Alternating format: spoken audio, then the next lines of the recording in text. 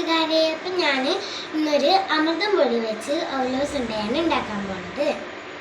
അപ്പോൾ ഫസ്റ്റ് നമ്മൾ ചെയ്യേണ്ടതെന്ന് വെച്ചാൽ ശർക്കര ഉരുക്കിയെടുക്കുകയാണ്. ഇതാ ഈ കട്ടയാൾ ഇങ്ങനെ